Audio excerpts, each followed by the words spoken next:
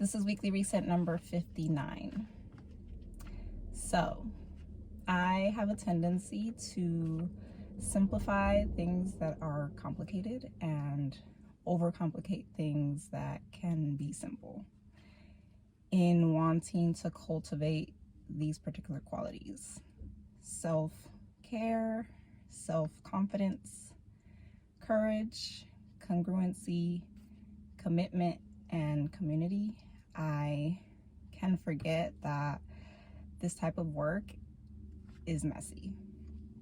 To change the way that I show up for myself and to change the ways that I advocate for myself require that I continue facing myself and facing and asking of myself what my intentions are, and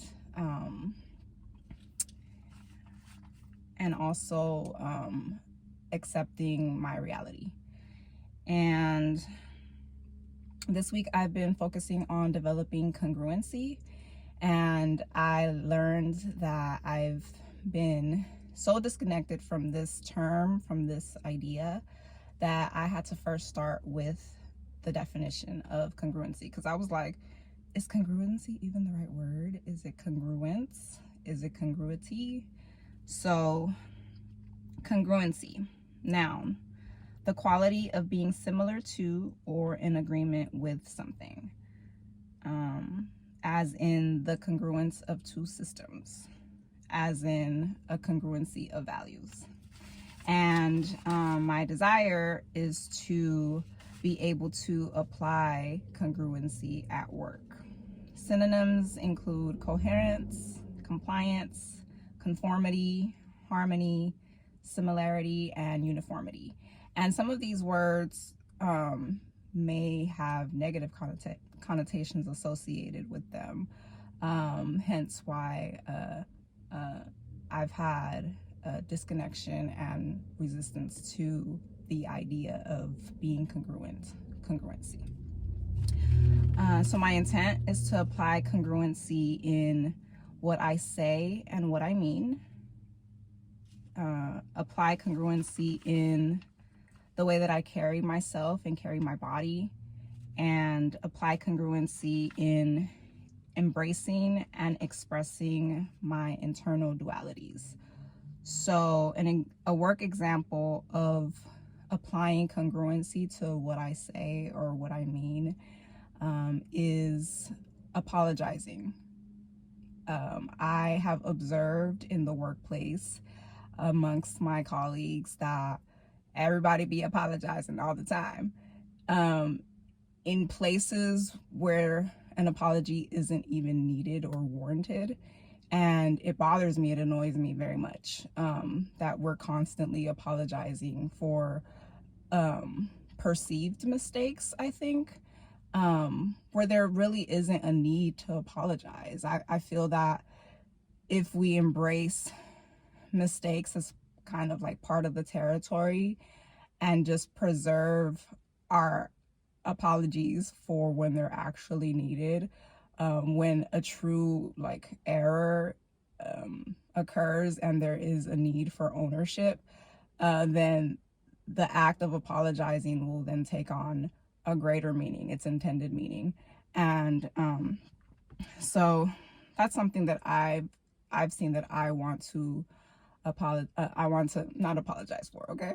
I want to apply congruency in, okay? I don't want to be apologizing for stuff that I don't even actually feel sorry about, you know? Yes. A work example where I can apply congruency to the way that I carry myself would be smiling, okay? So I have a background in customer service, and the role of a customer service representative or lead is to be polite, is to be available, approachable, and delightful. And they have this idea of like smiling when you're on the phone, so like the person on the other end of the phone can hear the smile essentially, right, in the way that you're speaking to them. And that has spilled over into the rest of my life, where I'm just constantly smiling even when I don't actually feel like smiling or don't feel happy.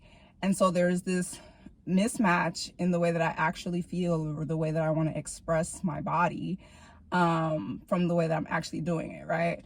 And so much so that I don't even be knowing sometimes, like, am I happy or not? Like, am I feeling good or not? Like, I don't even really know sometimes, you know, where I have to like pause and think and reflect and be like, actually, no, I'm not happy. I don't feel like smiling. Why should I, you know? So yeah. And oh man.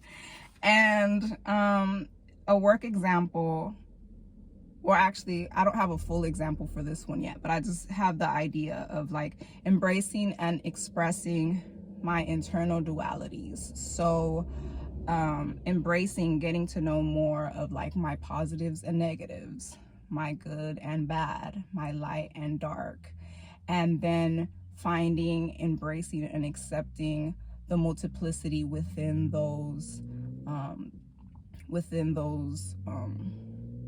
parts of myself, and the range therein of like those parts of myself.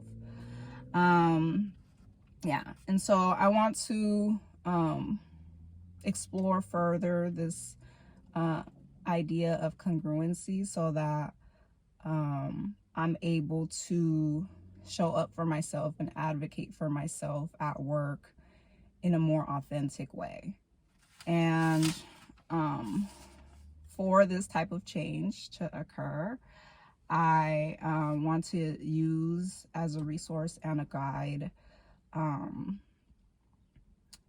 the book How to Make Sense of Any Mess by Abby Covert. And I want to like reference a lot of the ideas and principles that she teaches. Abby Covert she's a leader in the information architecture discipline, and she talks a lot about language and structure and the ways that we can, or the tools that we can use to make sense of anything that we're trying to make sense of, so that we can better understand what we mean and then be able to make more meaningful connections. And the idea of sense making is one that like really resonates with me as a person who I want to understand myself better so that I can show up in the world better. And yeah, so I'm going to be using this book as a reference moving forward, and I'm really excited about it. So I'll be back next week and I'll share some more. Peace.